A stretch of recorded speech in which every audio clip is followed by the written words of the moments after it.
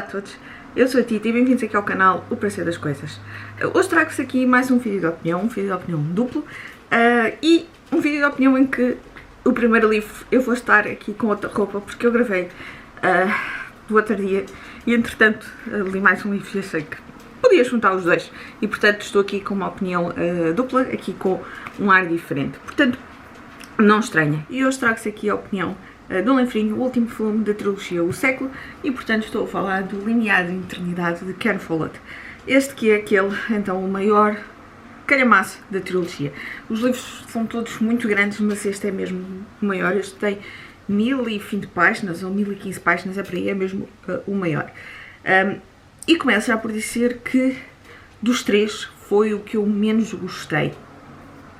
Nós continuamos então aqui com os núcleos das famílias principais, portanto, a família russa, temos a família alemã, temos as famílias americanas e inglesas.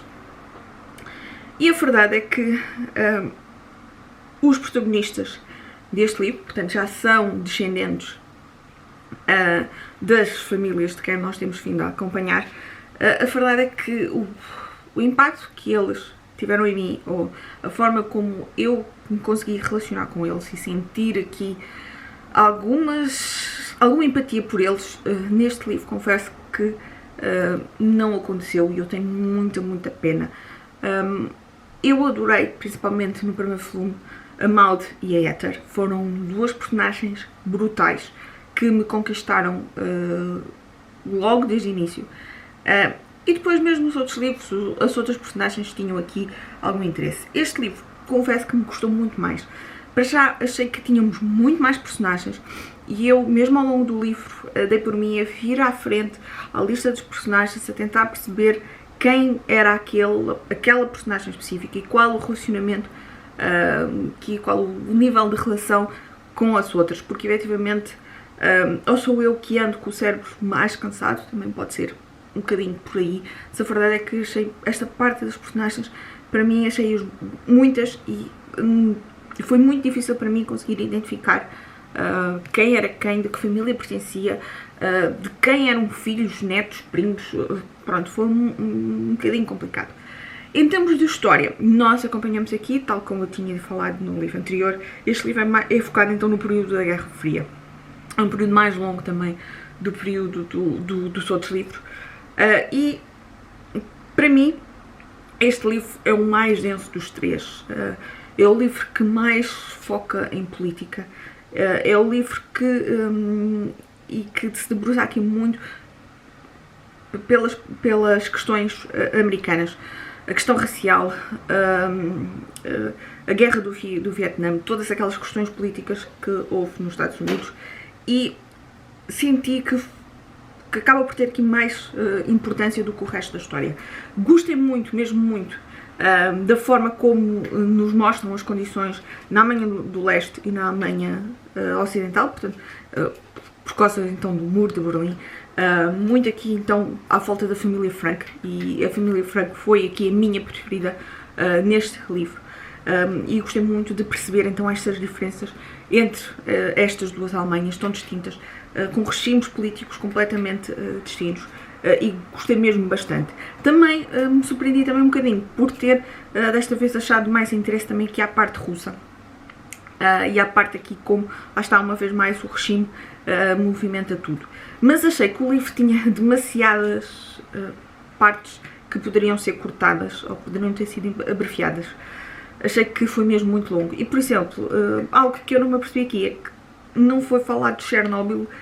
Passam aqui pela questão de Chernobyl, e porque quem mora aqui na Europa, e eu era pequena, Chernobyl foi em 88, acho eu, se não estou em erro, 86, acho que foi 86, acho que foi por aí, 86, 87, acho que foi por aí. Eu era pequena, mas 4, 5 anos, mas lembro-me de ouvir falar de Chernobyl e, portanto, fez-me aqui alguma confusão não ser passado.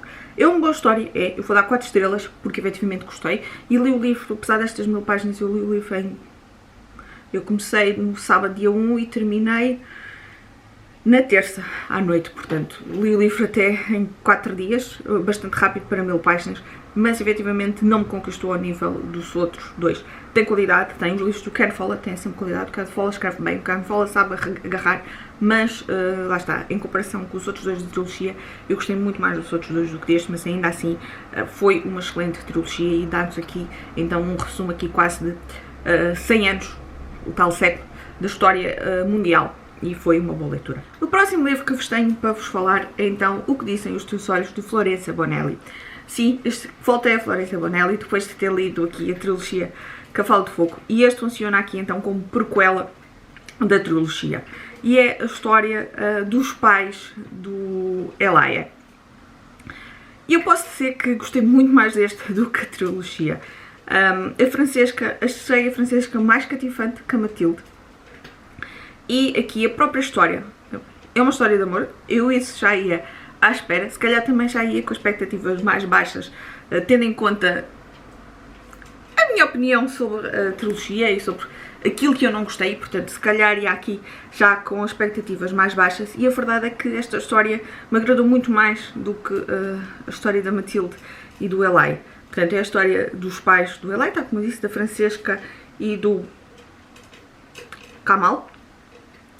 E, portanto, a história inicia-se também na Argentina, porque a Francesca, filha de pais sicilianos, mas que já nasceu na Argentina, e, portanto, ela trabalhava para a família do pai da Matilde. Isto não é spoiler, isto já vem, então, de pormenores que nós sabemos da trilogia. E, portanto, nós vamos aqui acompanhando o relacionamento dela com o Aldo, o pai da Matilde, e depois, então, com o Kamal, já na Arábia. E eu gostei muito mais. Gostei muito aqui da parte, então, dela ir trabalhar para consulados e para embaixadas. Achei que é capaz de ser um trabalho interessante, cansativo, desgastante, mas até interessante. E depois eu queria, efetivamente, um livro daqueles romances lamechas, leves e que fosse, como é que houve alguém que me disse uma expressão engraçada, para a parte de trás do cérebro, portanto, mesmo daqueles livros em que eu não quero leitura, não queria uma leitura densa, não queria uma leitura complicada, não queria uma leitura pesada, e acabei por encontrar, lá está, essa leitura leve que eu estava a precisar. E soube muito bem. Eu gostei, lá está, da Francesca, apesar de também ser retratada aqui como boa pessoa, achei muito mais real do que a Matilde. E depois gostei então de saber estes pormenores aqui do relacionamento deles, os dois, da Francesca e do Kamal. Aquilo que eu não tinha gostado na trilogia, nomeadamente, lá está, todas aquelas partes de sexo que tornavam o livro quase que aqui como um registro mais pornográfico. A verdade é que neste livro não encontrei. Sim, temos cenas de sexo, são muito menos, e estão escritas de uma forma em que fazem sentido aqui na história, não é toda aquela loucura desenfreada que era na trilogia. Portanto, tornou aqui o livro um romance romântico mais leve, mais agradável de ler, pelo menos para mim. E eu vou dar 4 estrelas, umas 4 estrelas bem sólidas, umas 4 estrelas superiores às 4 estrelas que eu dei à história da Matilde e do Elia, porque efetivamente eu não gostei do Matilde e do Elia. Eu acho que isso ficou claro na minha opinião da trilogia. E portanto foi aqui uma boa surpresa, tendo em conta a experiência da trilogia, e portanto acabou por ser um livro melhor do que eu estava mesmo à espera. Agradou muito mais. E pronto, eu vou então ficar por aqui. Digam se leram algum destes 2 livros, se não leram, contem-me tudo cá em baixo. Um beijinho e até o próximo vídeo.